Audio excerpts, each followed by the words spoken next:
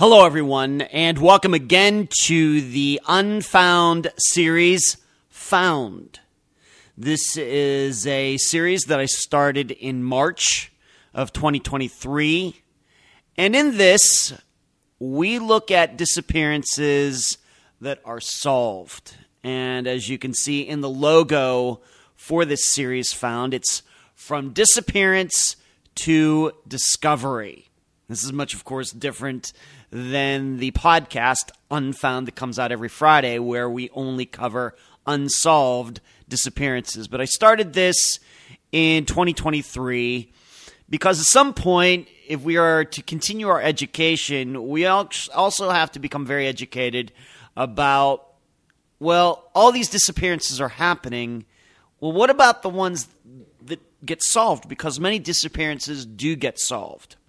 Why do they get solved? What happens in the interim? If a disappearance is unsolved for 20 years, well, what exactly went on? And then what changed at the point that that disappearance was solved? We started off this series in March of 2023 with Brandon Lawson, a very well-known disappearance from Texas. And then Elizabeth Smart. And then last month, J.C. Dugard. And as you can see in the title for this episode, we're going to look at the Titanic. And you'll just have to believe me when I say that this is not because of what recently happened with that submersible that imploded with 5 men in it roughly about 10 days ago from when I am recording this. I actually planned on doing this Titanic episode way back, like when I started this series in March. That's just how things work out sometimes, trust me. But because of that, I am making this episode. This is a series that usually is only for Patreon members and people who have joined and become supporters, monetary supporters at YouTube. But because of everything that has gone on recently, I'm going to make this episode free for everybody to listen to. And I'm hoping that this will cause many of you to sign up and become members of this channel, this YouTube channel, become a Patreon supporter. I'm hoping you will seriously consider that because we provide a lot of good content for those people. They're getting a lot, dare I say, for their money. In that they get this series, the blogs that I write. Of course, for premium Patreon members, they get the Think Tank and then the On the Ground series, which my assistant Eric does, where he looks at very well-known like disappearances of famous people that are unsolved. You get a lot for your money, and so I'm hoping that if you support what we do here at Unfound, you listen to this episode, you hear the high quality of it. In addition, the series is kind of rare. There aren't many people out there looking at disappearances that get solved. And what goes on? Why did the disappearance happen?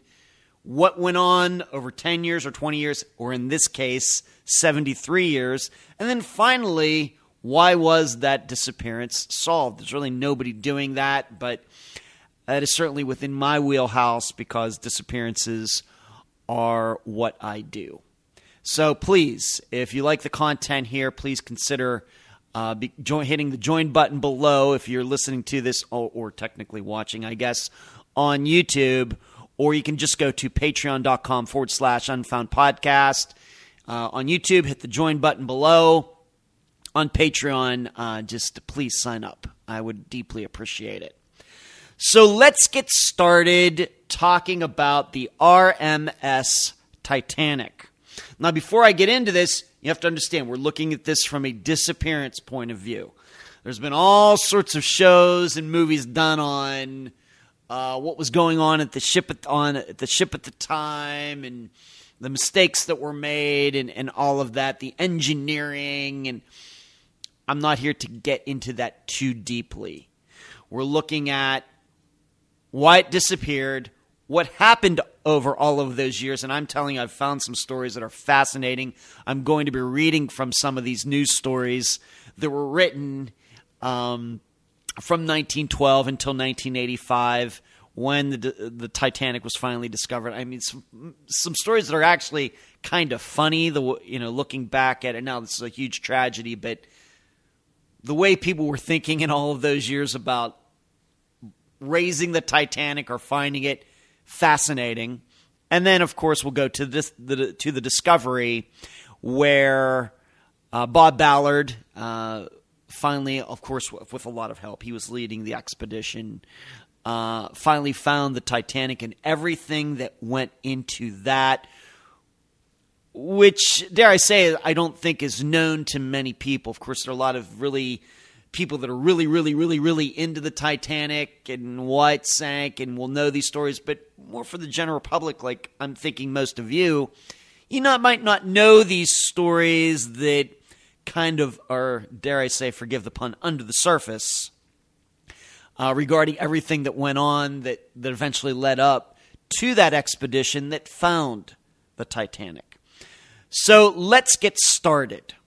Of course, the Titanic, actually the collision happened on April 14th of 1912, very late in the day at night, in the 11 o'clock hour at night of April 14th, but it didn't sink until April 15th of 1912. Of course, early in the morning, between that 2 and 3 o'clock hour in the morning. So if you ever wonder why there may be two different dates here, it's because it hit the iceberg on one day and then it didn't sink till the next. There were over 1,500 people killed. But there were over 700 survivors. So certainly a huge tragedy, horrible. But we also have to remember over 700 people survived, even though this was out in the middle of nowhere in the northern Atlantic, in that cold water, and not enough lifeboats, and I mean a lot of things were against these people. And still 700 some survived before really good radio and GPS and cell phones and satellite and everything else.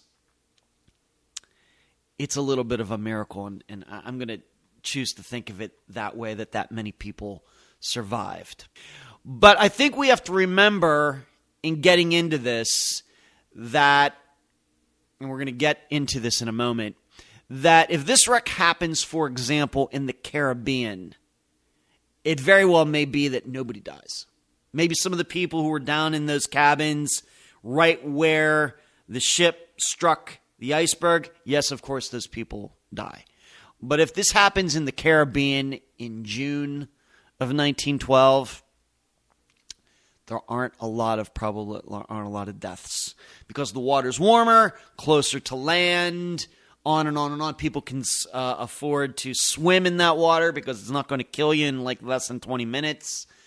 We would have had probably 1,200, 1,300 people survive instead of just 700. So keep that in mind as you are listening. Now, what I do for these Found series episodes is I look at the major factor of the disappearance, the main reason that person or those people, that object went missing, and then I talk about the contributing factors. This is no different than how the NTSB, the FAA looks at plane crashes. They look at plane crashes. There's the major factor. For example, the plane crashed because it flew into a mountain. What were the contributing factors? Well, the pilot wanted to kill himself and everybody on board. Well, it was spatial disorientation. Well, there was something wrong with the engines and they couldn't control the plane. It was bad maintenance. Those would be contributing factors, but the reason the plane crashed, or the reason the person and the plane aren't here anymore, or the people aren't here anymore, is because the plane hit the mountain. And so I do that for the disappearance. I look at that for all of the reasons over the years that the disappearance remains unsolved. And this is what I did for Brandon Lawson, Elizabeth Smart, J.C. Dugard. And then we look at the main factor that the disappearance got solved. And then, of course, I look at the contributing factors for that as well. Like I said, just like the NTSB does for plane crashes, how they study them. And then eventually, maybe a year later or several years later, we, the public, get that report. So let's get started by me reading just a very general account of what happened on April 14th of 1912. At 11:40 p.m. on April 14th, lookout Frederick Fleet spotted an iceberg immediately ahead of Titanic and alerted the bridge. First Officer William Murdoch ordered the ship to be steered around the obstacle and the engines to be reversed, but it was too late. The starboard side, which is the right side of the Titanic, struck the iceberg, creating a series of holes below the waterline. The hull was not punctured by the iceberg, but rather dented such that the hull's seams buckled and separated. Allowing water to rush in, 5 of the ship's watertight compartments were breached. It soon became clear that the ship was doomed, as she could not survive more than 4 compartments being flooded. Titanic began sinking bow first, with water spilling from compartment to compartment as her angle in the water became steeper. Now, I think most of you have seen the movie Titanic, or if you've seen maybe videos on YouTube showing how that all went down, with the ship separating into 2 parts and eventually making its way to the bottom. Now, what's fascinating to me about this disappearance, unlike most disappearances of any kind, is that they knew where the Titanic was, but they couldn't find it. This is always fascinating to me, because in the disappearances that we cover for Unfound, where it's believed, the circumstantial evidence shows that probably that person ran off into the woods, and you think they're in the woods, but you're not sure. They very well could have run out the other side of the woods and kept going. Rarely do we get into a situation on the regular Unfound episodes where we know where a person is, but we can't find him or her. It's usually, we don't know. We have a pretty decent idea where that person might be, or we have no idea at all, and we can't find him or her, or them. But with the Titanic, we have to remember that the one ship showed up, picked all these people up. Even then, using star charts and sextants and everything else, they could plot where these people were found. And so they had a general idea of where the Titanic went down, but it still took 73 years to find it. To me, like I said, this is fascinating to me.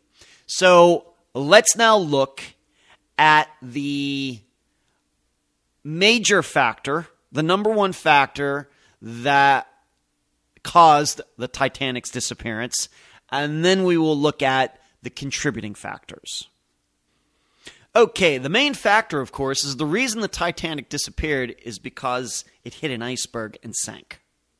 The reason that it went out of sight that night to everybody who was still alive when it went down is because the water was deeper than it was tall or long.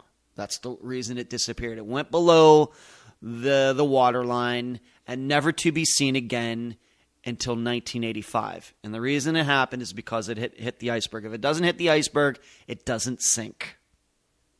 And it's also safe to say, looking at technology of the time and other ships, pretty much any ship that would have hit that iceberg back at the time, probably it would have the same thing would have happened.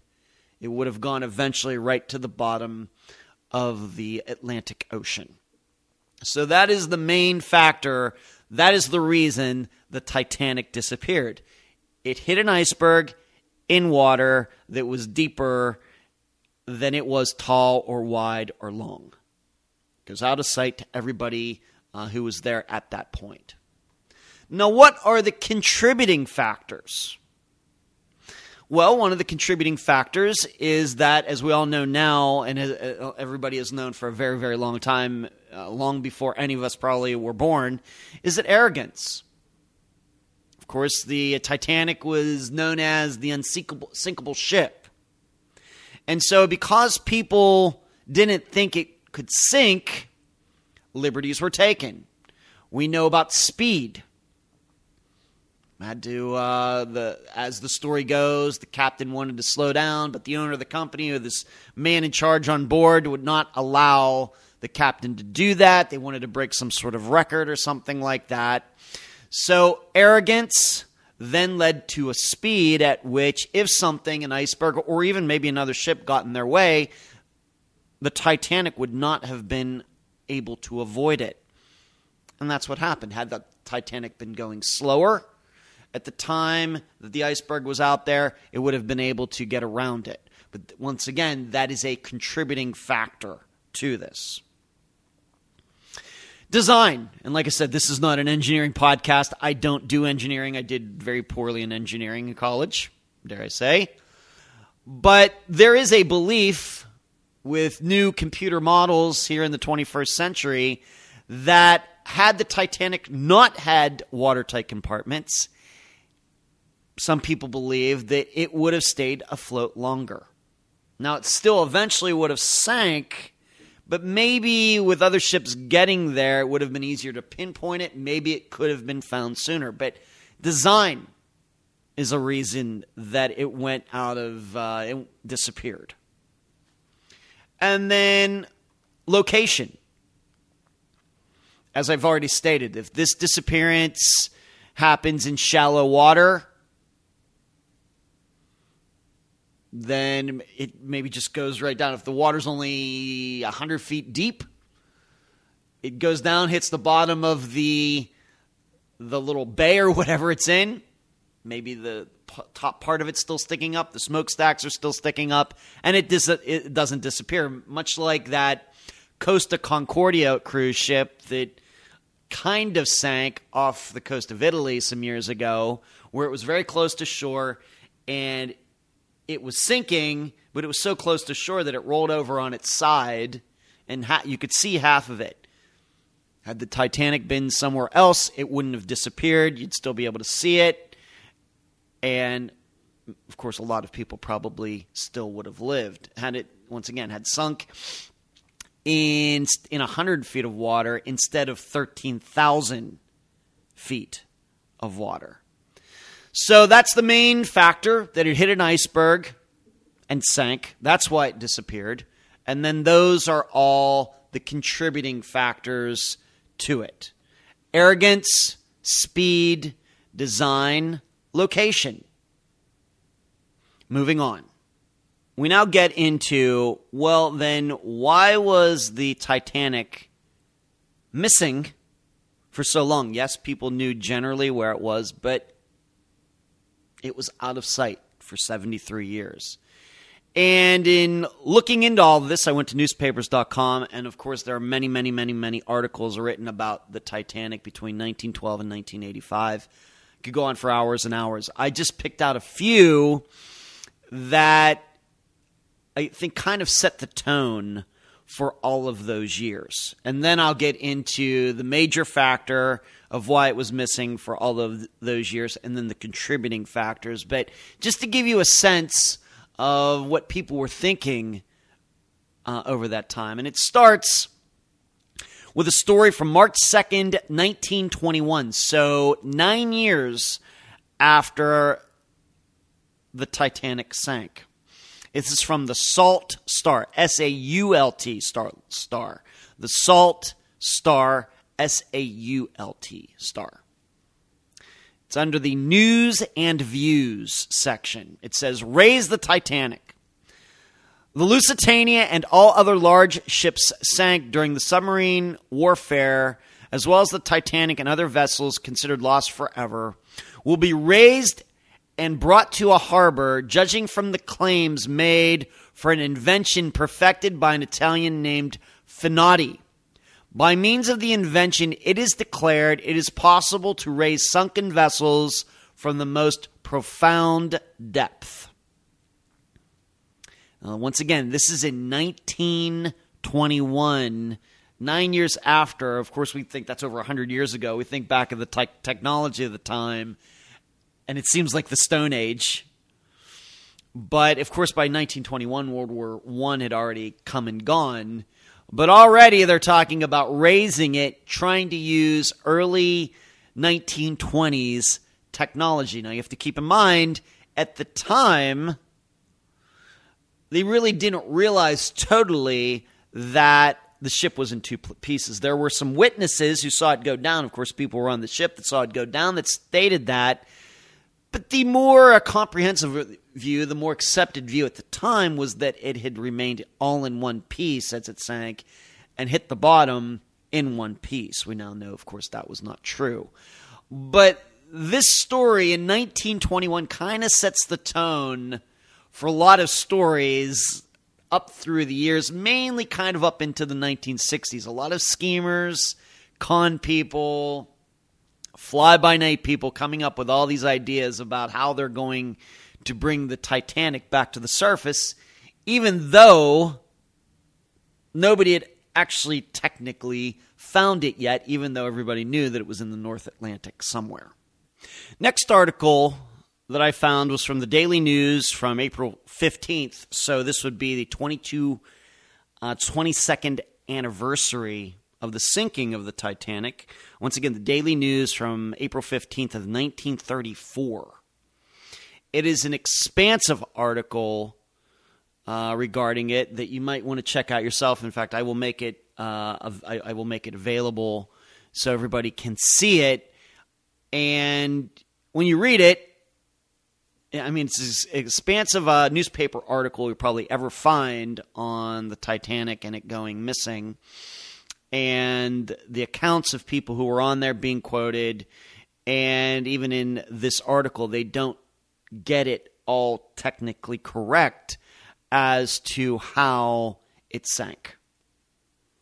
So I will be posting that. But once again, I'm not going to read all of it. It's just a recounting of what people remember. And it's from the Daily News, April 15th of 1934. I now move up to an article that's called Answers to Questions.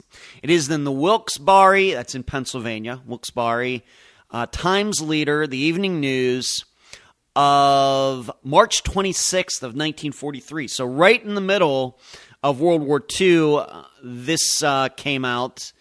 This newspaper, and in the Answers to Questions section by Frederick J. Haskins. So I guess what was going on is that people who read the newspaper would just send in questions pretty much about anything. And I'll just read some of the other questions. What was the Underground Railway? Where is the largest canal in the world? What does the term liberal art imply? So a lot of just random questions, I guess, things that you might find like on Jeopardy or something. One of those questions was in this section, once again, Wilkes-Barre Times Leader, the Evening News of March 26th, 1943. The article, the question asked is a very short answer, but just to, once again, give you an idea of the thinking at the time. Will the steamship Titanic ever be raised?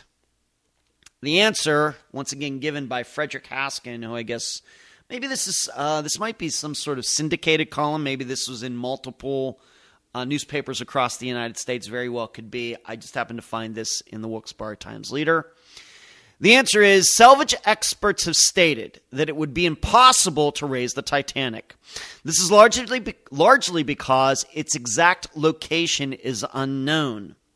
The vessel sank in one of the deepest parts of the Atlantic and has probably been destroyed by the terrific pressure of the water. Now, of course,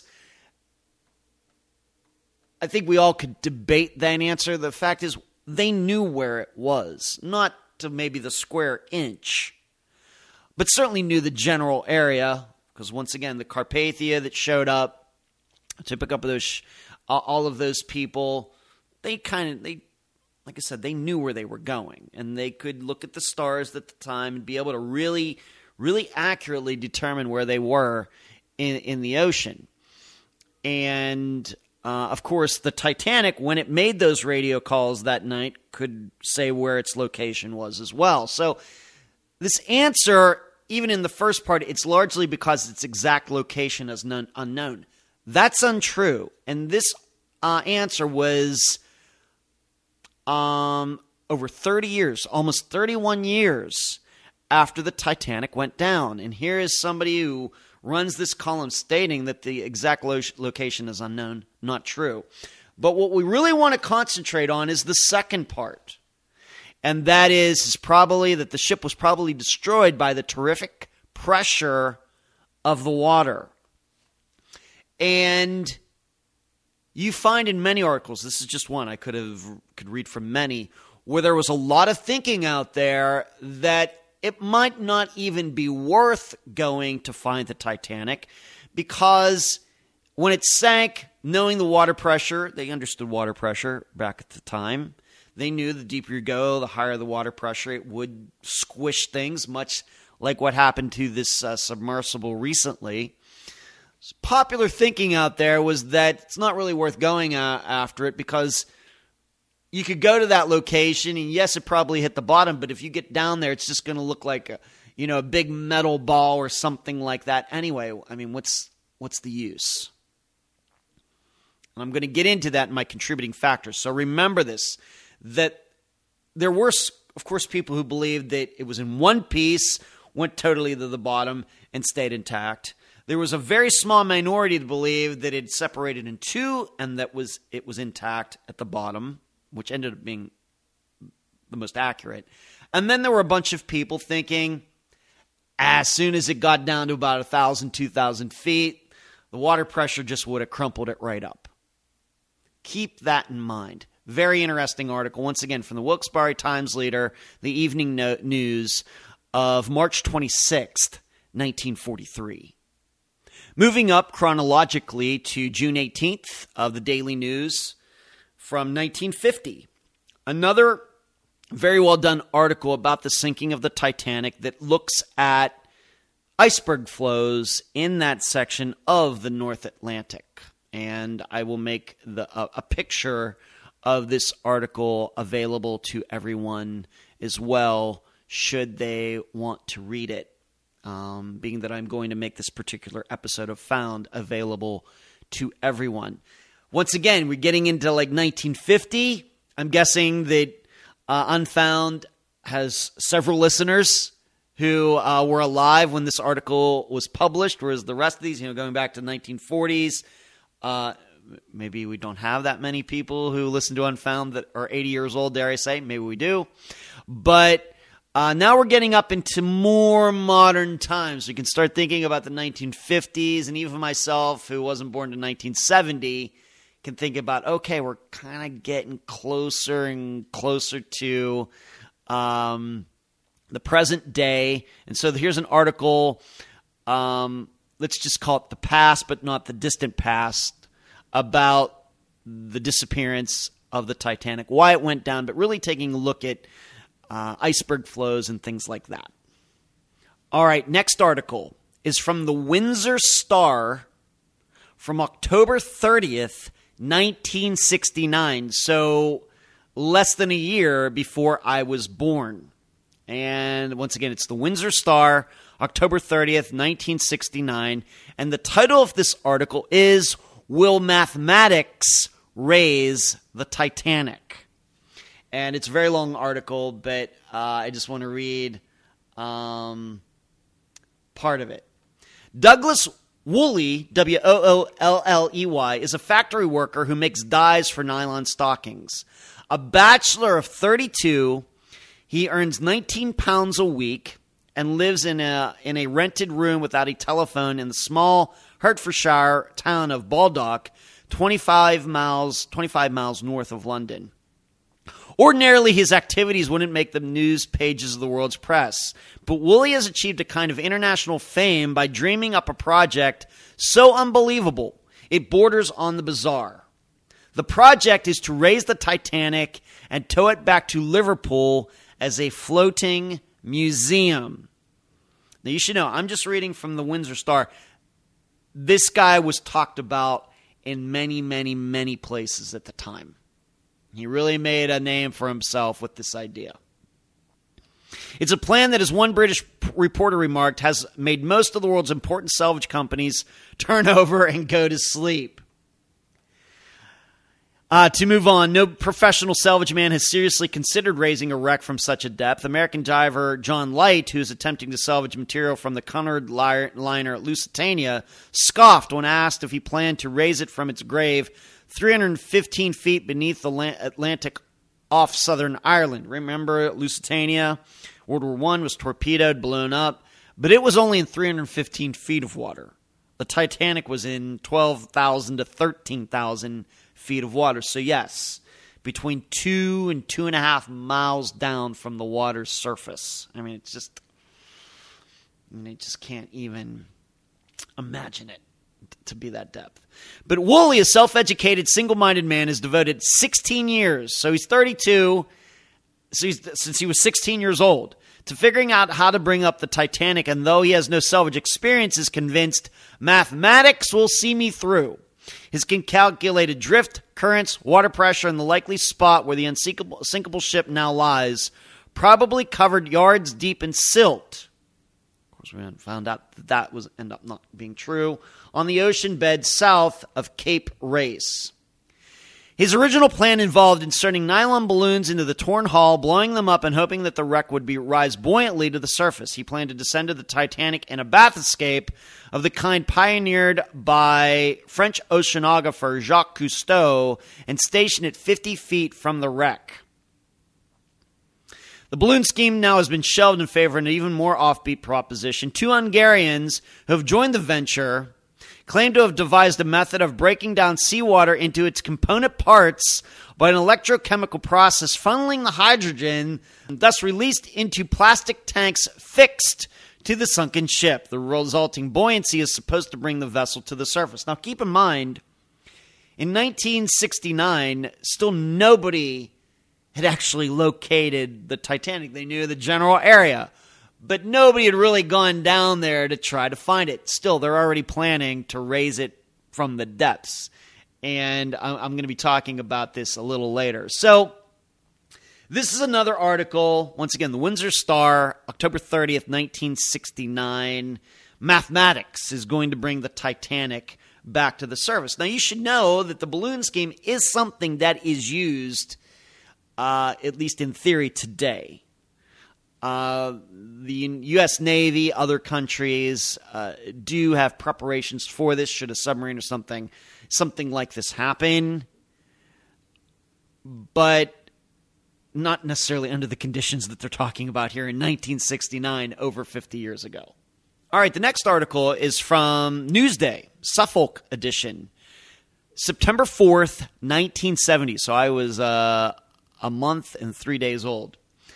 And it's kind of like that answers to your question section that I read from a few minutes ago. Same kind of thing where this person, Karen Tyler, answers people's questions who write in. And just to give you an idea of some of the other questions, I've been trying to find the headquarters of an organization called NASA, which sponsors low-cost student charter flights. Can you help me?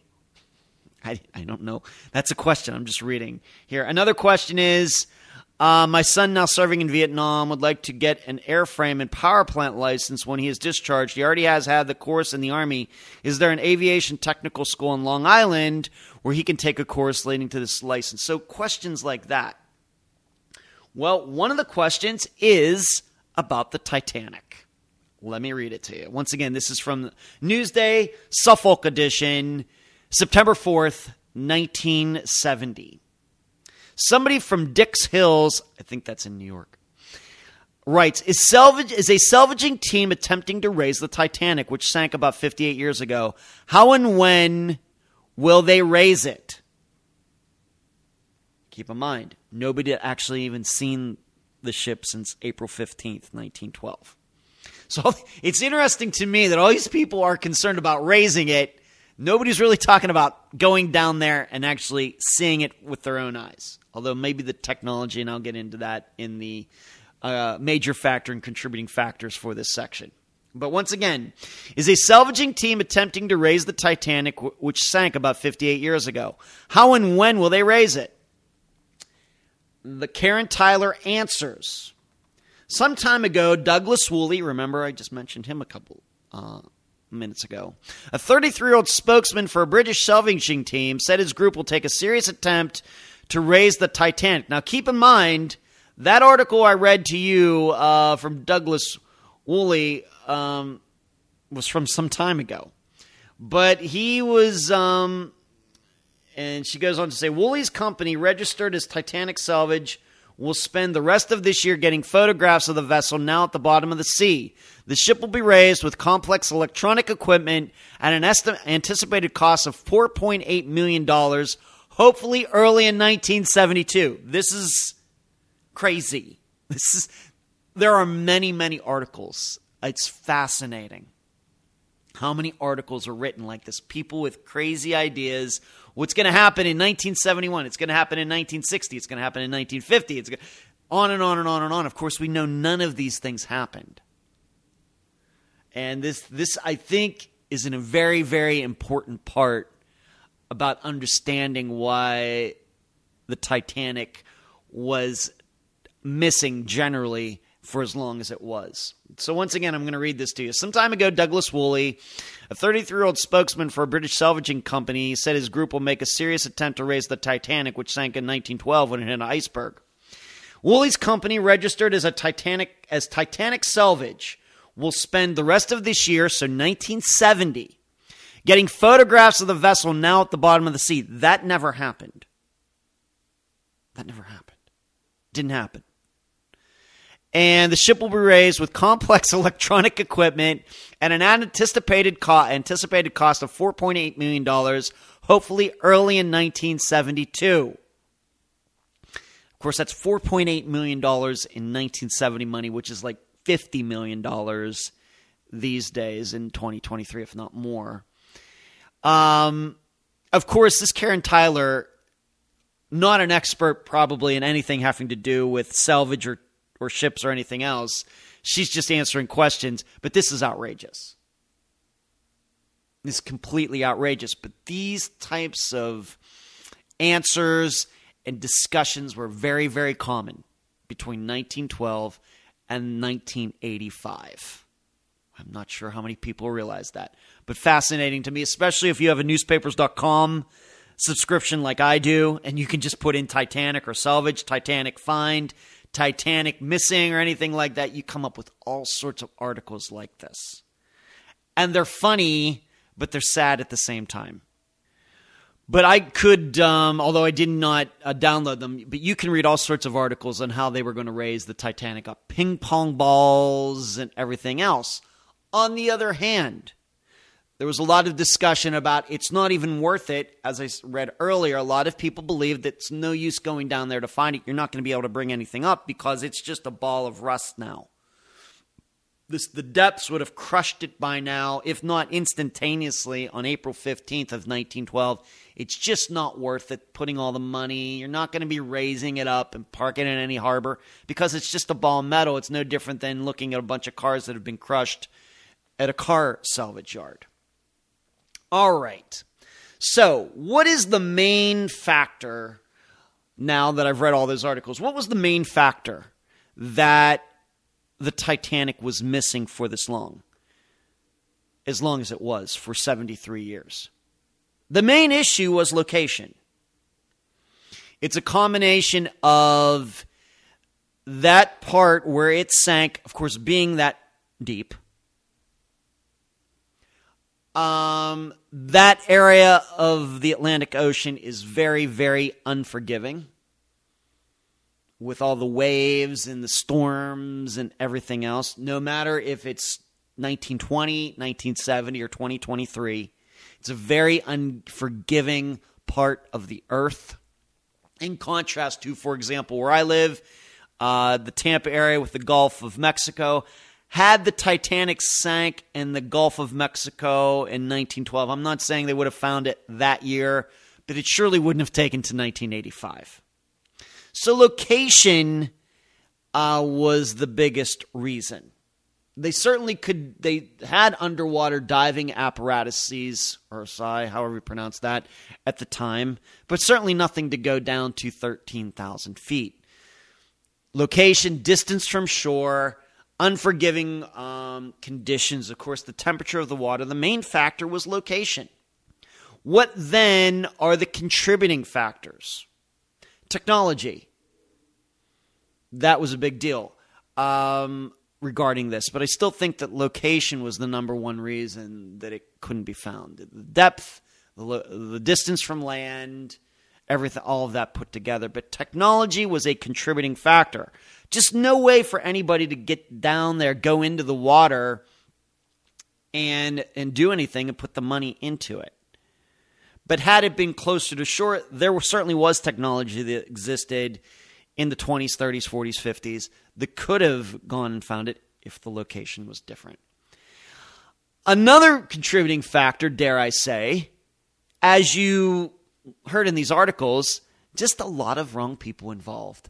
Con people. People looking at it as a way to gain fame for themselves. People probably using the pitch of being able to raise the Titanic to raise money, in which they'd raise the money and then go run off and never be heard from again. I'm sure there were a lot of raise the Titanic schemes over the years. In fact, that Woolley guy sounds like one of those guys. I mean, he really couldn't be serious, right? So that was a contributing factor. Maybe if only serious people would have been involved over the years, maybe things would have been different. But obviously, a lot of profiteers, a lot of opportunists jump in, just like we see in the true crime community. Something happens, and then suddenly everybody's jumping in on something. We see it over and over again. That's what was going on with the Titanic. And just like these opportunists in true crime, they're not fixing anything, they're not solving anything, just like none of these people did for all of those years. Another contributing factor was a lack of understanding of the wreck. I think too many people believed that it wasn't worth doing because they didn't, you could raise all the money and have the technology and everything else, but you go down there, it's just going to be a ball of rust anyway. What's the use?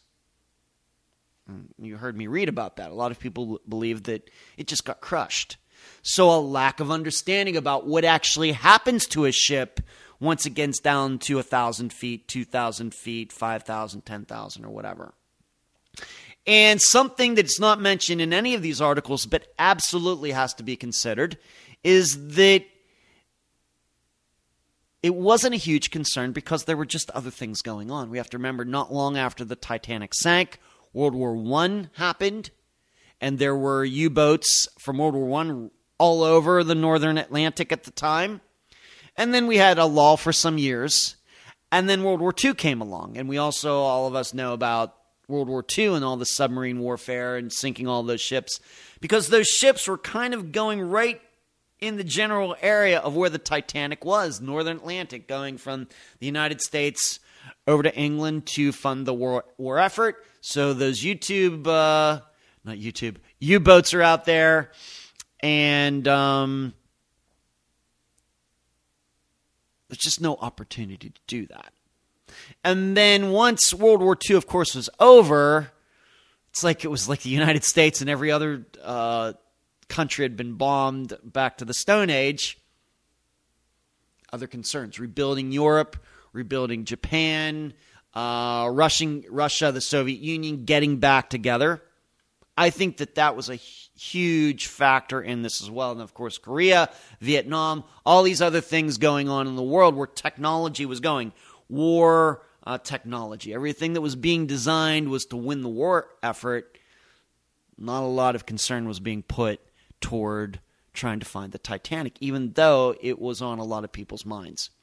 So there's that. And then on top of everything else, what I think is interesting about this interim time of 1912 to 1985 is that there was a book written.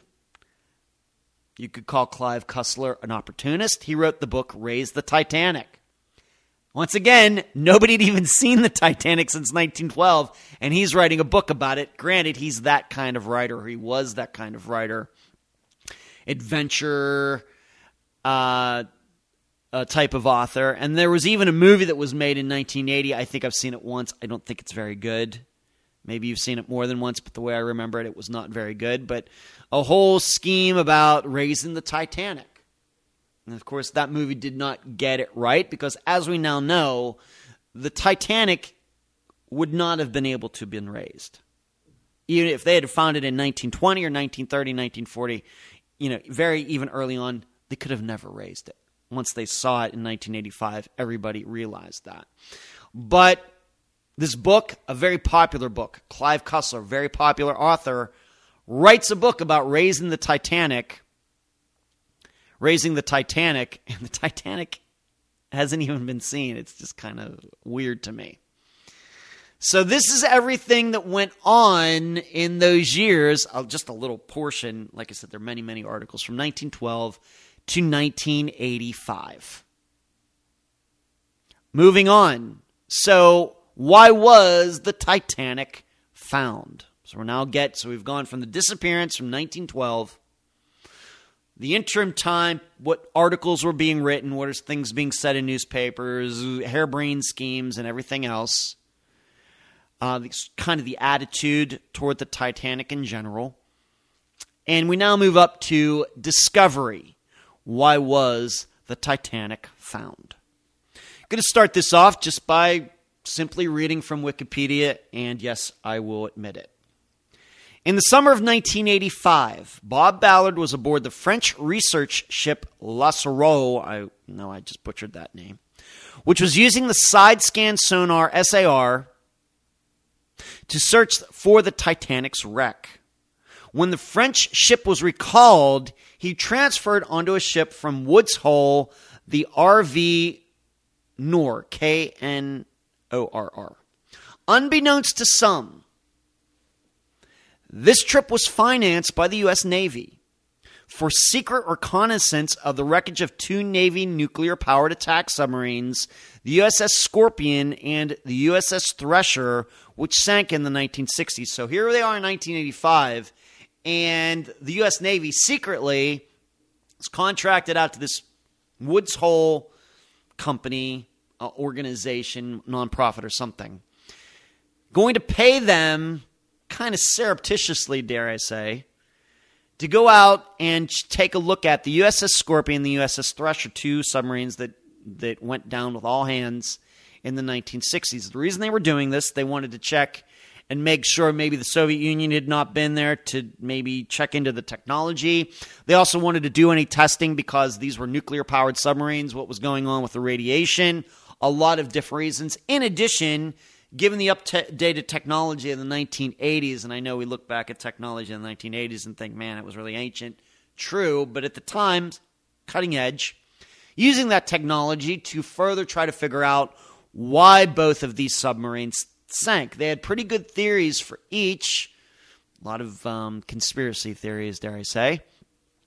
But that is why the R/V Nor, Knorr, was out there in the Atlantic Ocean anyway, because that's where these two submarines sank. One was much closer to the United States.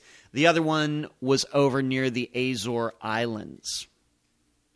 But keep in mind, this ship that Bob Ballard was on was not out there as the primary. It wasn't out there with the primary reason of finding the Titanic. Very, very important. Back in 1982, so 3 years before this, Ballard had approached the Navy about his new deep-sea underwater robot craft, the Argo, and his search for the Titanic. The Navy was not interested in financing it. So then he said, hey, I'd like to find a Titanic. Can you come up with some money for me? And the Navy just said, nope. However, they were interested in finding out what happened to their missing submarines and ultimately concluded that Argo, Bob Ballard's invention, was their best chance to do so.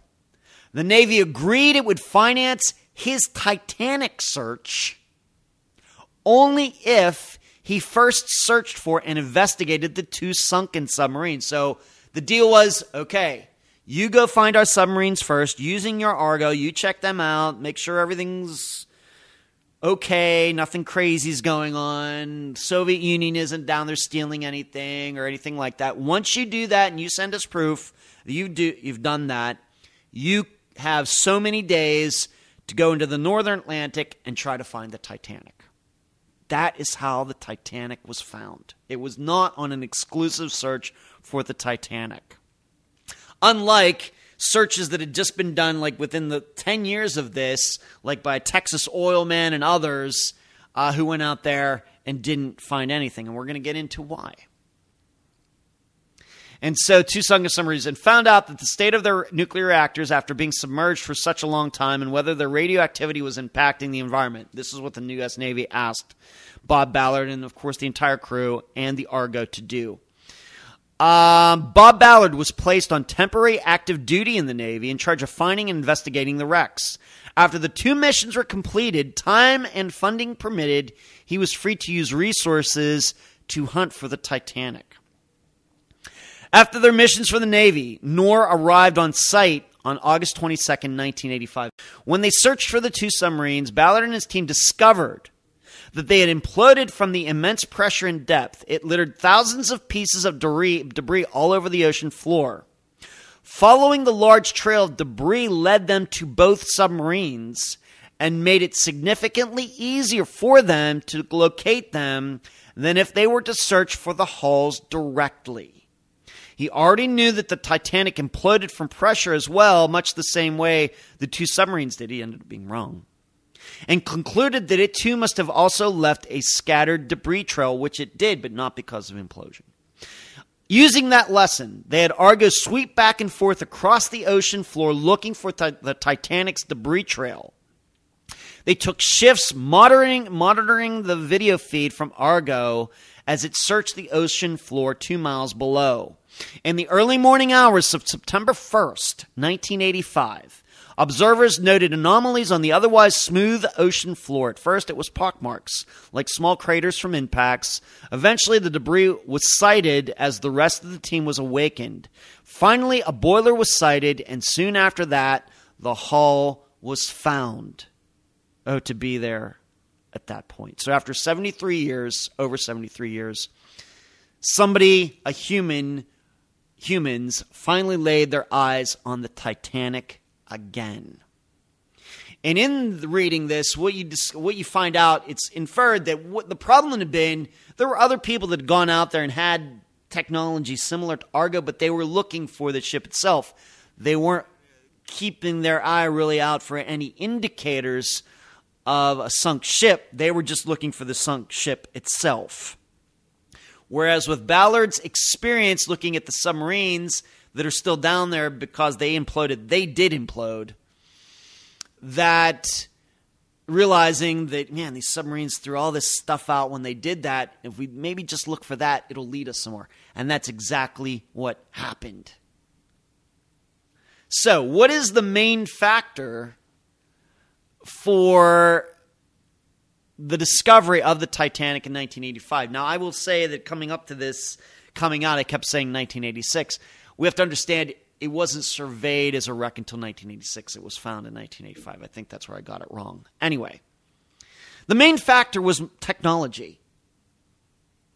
The technology was finally able to overcome the location. The location had been, out there in the middle of nowhere, not near any land, 13,000 feet down, rough area of of the earth, waves and storms and everything else, the cold water, just a very unforgiving environment that technology of the time could not overcome. But then the modern technology finally caught up, better ships, better understanding of the oceans, Argo, it all finally came together. The technology was finally there. It had been a hindrance for so long. Because in general, people knew where it was, but there was just nothing that could get down there. All sorts of ideas of bringing it up, but no way to get down there in the first place. So it was a hindrance, and then it turned around. And we can look at this very much like how we look at DNA.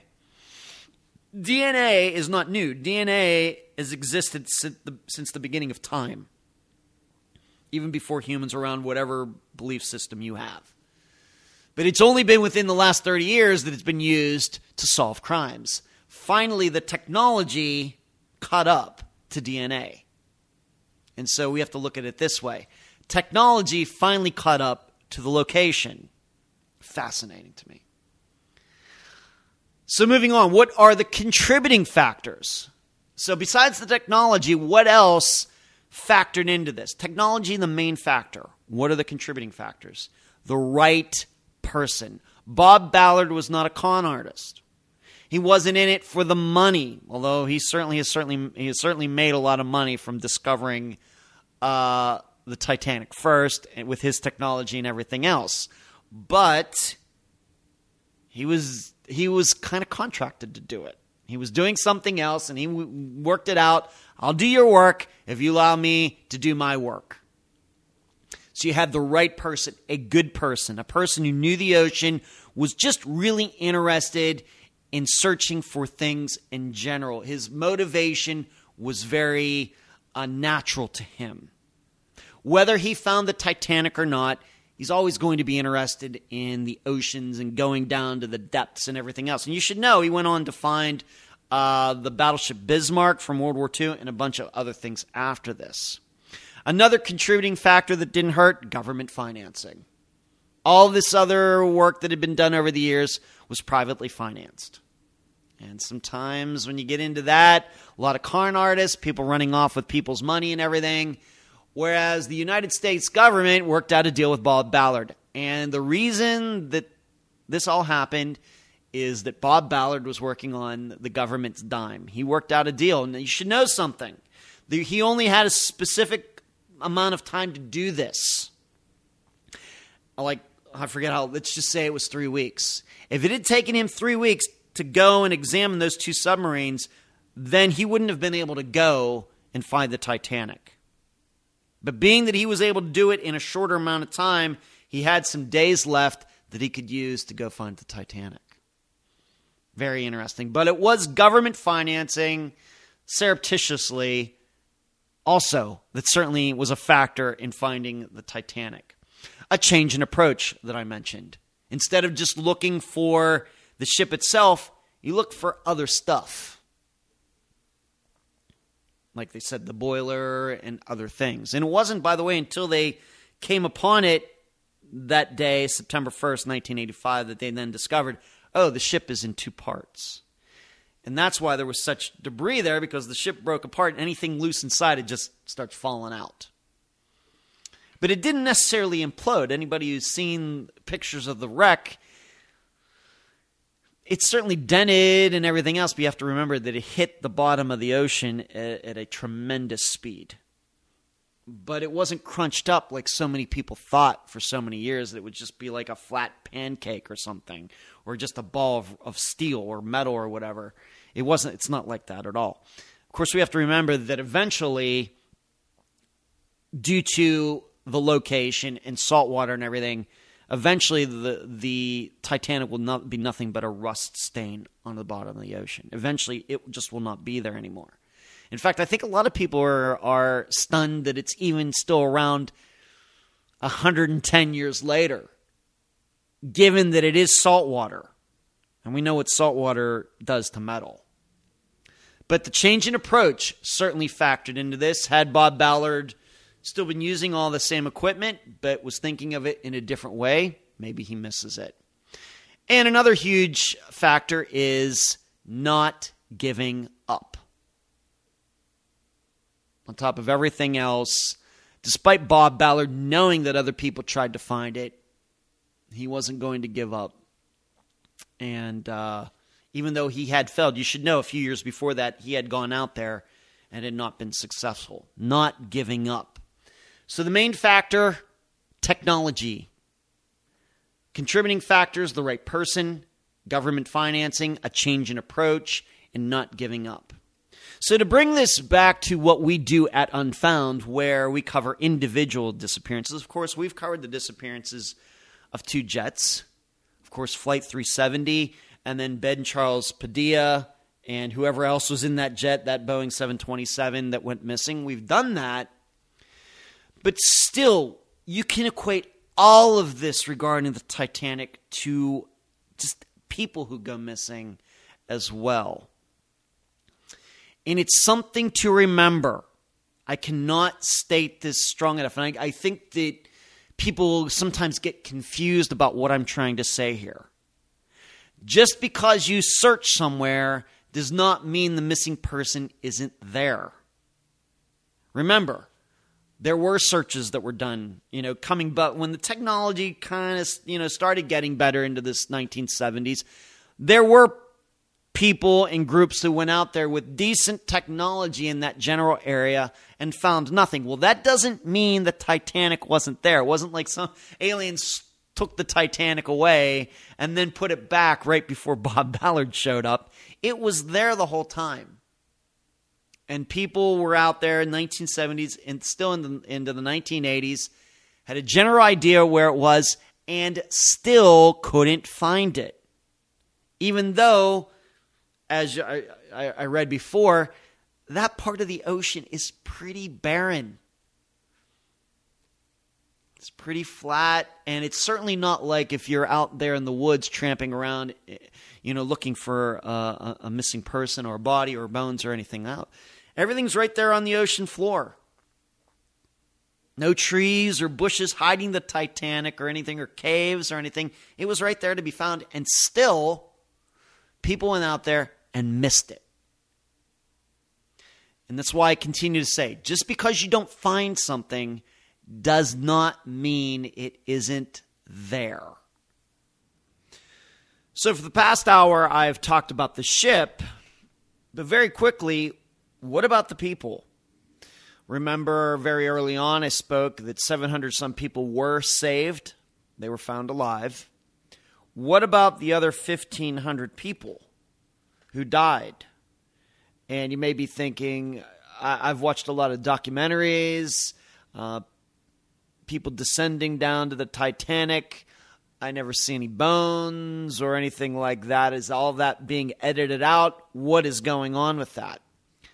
Well, I'm going to talk about that, and I'm going to read an article from this year, coincidentally, not long before this submersible imploded and killing 5 people on their trip down to the Titanic. So I think you might find this interesting. It was certainly interesting to me. So the ship was found. What about all those dead people? Why weren't they found? Why have they never been seen? Why has the public never seen them? This comes from the Daily Mail. This is from an article in May of 2023. As new photos of the shipwreck show shoes and champagne bottles belonging to those on board, Mail Online spoke to experts for their take on the missing passengers.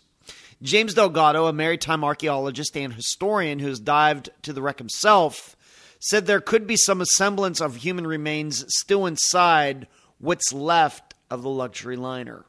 Scientists think that could be a possibility, but this is a science we don't know much about, particularly in the deep ocean, Delgado said. So, and I'm going to continue to read, but in essence, even here in 2023, still really not sure what happens to a human body once it gets down to 13,000 feet. We know about the water pressure and everything, but there's still a lot of guessing that's going on.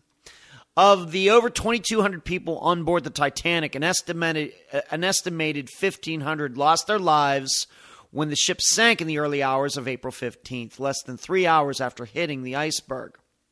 Around 340 bodies with life jackets still on them were recovered from the ocean's surface.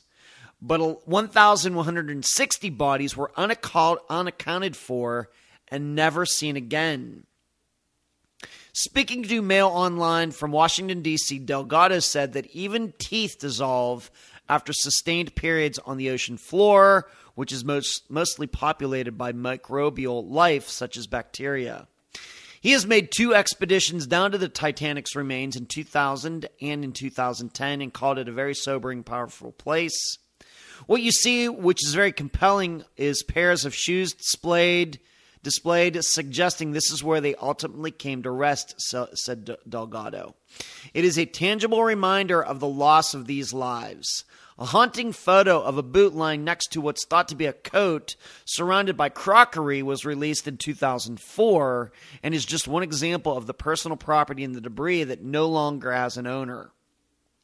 Delgado said such physical items should be treated with respect as if they in themselves are the human parts. In the 111 years that have followed the disaster, expeditions to the Titanic have not found any human remains. None. James Cameron, who directed the 1997 blockbuster film, has made more than 30 dives to Titanic, logging more hours at the ship than Captain Smith himself. He previously told the New York Times, "We've seen clothing, we've seen shoes, we've seen pairs of shoes, which would strongly suggest there was a body there at one point, but we've never seen any human remains." Bodies would have decomposed or been eaten away by the marine life at this depth, including fish and crustaceans such as shrimp, as well as bacteria. The creatures adapted to this unique underwater ecosystem would have consumed human skin and tissue, but what about bone? Professor John Casella in Ireland said bone degrades quickly in salt water.